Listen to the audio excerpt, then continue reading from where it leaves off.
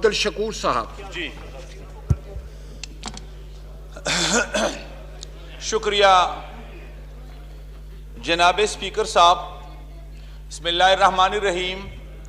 سب سے پہلے آپ جیسے ایک شریف النفس انسان جب میں اس عظیم اور مقدس چیئر پر دیکھتا ہوں یقیناً دل خوش ہوا، اور میں اپنی جماعت کی طرف سے آپ کو مبارکباد پیش کرتا ہوں. جناب اسپیکر، ہم اس طرف سے اس طرف آئیں اور ہم نے 3.25 سال جو کچھ سنا وہ آپ نے بھی سنا. چور چور چور چور چور چور اور ایک مداری تھے، اور جو انداز انہوں نے اختیار کیا ہوا تھا اس سے ہم گزر گئے. میرے خیال میں وہ تاریخ کا حصہ بن چکا ہے. بقیہ 1 سال ہے، جتنا ٹائم ہے، جتنے مہینے ہیں، اگر ہم بھی ان کی تقلید میں کسی کو چور چور کہہ دیں اس سے کچھ فائدہ نہیں ہوگا. ہمیں کچھ کرنا چاہیے، اس کے طریقے پر ہم نے نہیں چلنا چاہیے. ہم یقیناً مسائل سے دوچار ہیں، بہت پریشان ہیں. میں اصل بات پہ آ رہا ہوں. حضرت، ہمارا اصل مسئلہ کیا ہے؟ 21 سالوں سے ہمارا علاقہ آپریشنوں سے دوچار ہے. کبھی ایک آپریشن، کبھی دوسرا آپریشن. آج ہم حکومت میں ہیں، پہلے تو ہم حکمرانوں سے مطالبہ کرتے تھے، آج کس سے مطالبہ کریں؟ جناب اسپیکر، شمالی وزیرستان کے آئی ڈی پیز کا مسئلہ بہت گمبھیر ہوا ہے. پہلے ہمیں یہ جھوٹ کہتے تھے کہ آئی ڈی پیز کے مسائل ہم نے حل کر دیے، واپس کر دیے. جھوٹ. آج بھی بنو میں بقا خیل کیمپ مہاجر سے بھرا پڑا ہے. آج بھی میرے اورکزئی ایجنسی کے بلدیاتی الیکشن کا جو پولنگ سٹیشن ہوتے تھے وہ کوارٹ سٹی میں ہوا کرتے ہیں. کیوں؟ اس لیے کہ ہمارے لوگ اب تک آئی ڈی پیز ہے، اور آئی ڈی پیز ہونا یہ تو ہم اب برداشت کر رہے ہیں، لیکن اب برداشت سے مسئلہ باہر نکل چکا ہے. اور چند دن پہلے خوست میں جو ہمارے لوگ بہت سالوں سے وہاں پناہ گزین ہے، آئی ڈی پیز ہے، آج تک اس کے لیے ہمارے ملک نے کوئی پالیسی نہ بنائی. اور وہاں خوست میں وہ مقیم ہے بیچارے، ان پر بمباری ہوئی ہے. 40 سے زیادہ ہمارے بچے اور ہمارے بہنوں اور ماں کو شہید کر دیا گیا. خدا کی قسم مجھے جواب میرے ساتھ نہیں ہے.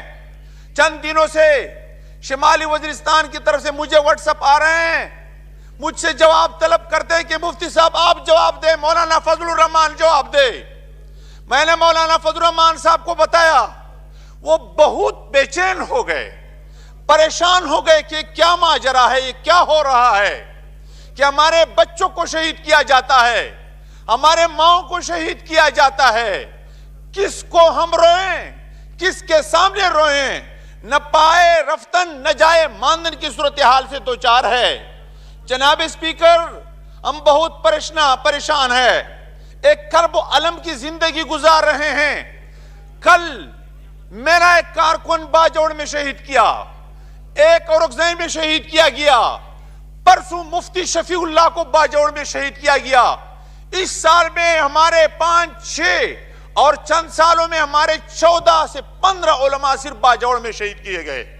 کسی نے اس کے بارے میں نہ پوچھا، یہاں تک کہ ان کے بچے رو رہے ہیں اور آج ان کا کوئی جو ہے نگران نہیں. اس گھر کو بجاڑ کر دیا، گھر کو تباہ کر دیا. ہمارا فاٹا اب پرانے صورتحال سے دوچار ہے. میرے اپنے خلقے میں بہت سے ایسے علاقے کہ میں وہاں نہیں جا سکتا. جناب اسپیکر، مولانا جمال الدین صاحب میرے ساتھ ہے، ان کے بعض علاقے ایسے کہ وہ بیچارے وہاں نہیں جا سکتے.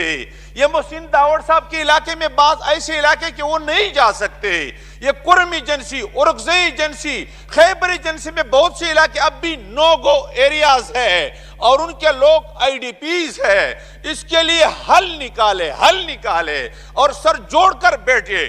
اور میں تو یقین جانے محسوس کرتا ہوں میری ضمیر مزید اجازت نہیں دیتی کہ میں اس ایوان میں بیٹھ جاؤں.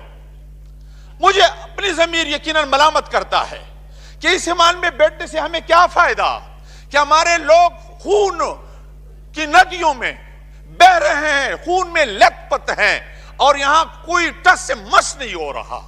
تو اس حوالے سے جناب اسپیکر، آپ چونکہ ایک جاندار اسپیکر ہے، مجھے توقع ہے آپ سے کہ آپ خود اس حوالے سے ایک قدم اٹھائے. پچھلے حکومت نے بھی فاٹا کے حوالے سے ایک کمیٹی بنائی تھی لیکن انہوں نے کچھ نہیں کیا. آپ جس علاقے کو یہاں ان کو وہ مرج ایریا کہتے ہیں، میرے دل سے آپ پوچھے کہ اس کو مرج ایریا کہنا چاہیے؟ وہ مرج ایریا ہے، اس کو ذبح کر دیا گیا ہے، اس کو کچھ نہیں دیا گیا. آپ بھی ان کو اسی طرح اسی حال پر چھوڑیں گے؟ کیا 3% ایف وارڈ میں ان کو حصہ ملا ہے؟ ان علاقے کی محرومیت دور کر دی گئی ہے؟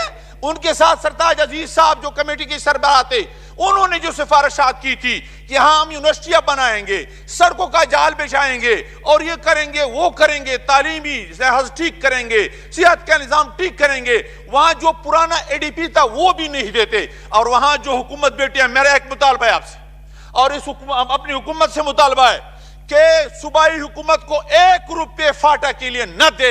وہ چھوڑ ہے سپنچر کے نام سے جو وزیر اعلیٰ بیٹا ہے، وہ سب کچھ کھاتا ہے، ہڑپ کرتا ہے، ہمارے اسکیموں کو فروخت کرتا ہے. خیبر پختونخوا کا جو وزیر اعلیٰ ہے وہ وزیر اعلیٰ نہیں، ایک ڈاکو کے حیثیت سے وہاں بیٹھے ہیں اور ہمارے فاٹا کے تمام حقوق پر انہوں نے ڈاکہ ڈالا ہوا ہے. وہ وہاں جو لوگ فیل ہو چکے ہیں اس کو فنڈ دیتے ہیں اور پھر اس کے لیے فروخت کرتے ہیں. شنید یہ ہے، یہ ویڈیوز موجود ہے کہ ان کے بھائی کاروبار کرتا ہے، ان کا بھائی کاروبار کرتا ہے. اور پھر یہ بات مشہور ہوئی ہے وہاں کہ اگر ہم وہاں پی ٹی آئی والے سے پوچھتے ہیں کہ محمود خان صاحب وزیر اعلیٰ کے بھائی جو کاروباری ہے اور فاٹا کی اسکیموں پر یہ سودا بازی کر رہے ہیں، منڈی انہوں نے قائم کی ہے، تو وہ کہتے ہیں ایسا نہ بولو، وہ کہتے ہیں ایسا نہ بولو.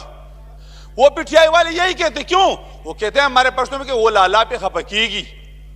جی لالا پہ خپا کی گی کیا مانا؟ یعنی چھوٹے بھائی پر بڑا بھائی ناراض ہو رہا ہے، وزیر اعلیٰ صاحب ناراض ہو رہا ہے، لالا پہ خپا کی گی. یہ مسئلہ مشہور ہے. پی ٹی آئی والے خود بھی کچھ، میں نے وہاں ایک میٹنگ میں پی ٹی آئی والے بھی ہمارے ساتھ موجود تھے، وہ خود جو ہیں کہہ رہے ہیں کہ یہ چور ہے، یہ ڈاکو ہے.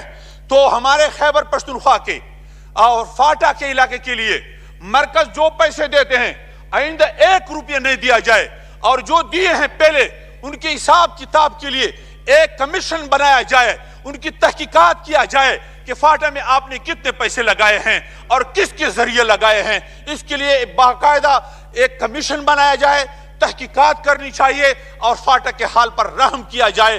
آپ کی بڑی مہربانی ہوگی. شکریہ، بہت شکریہ.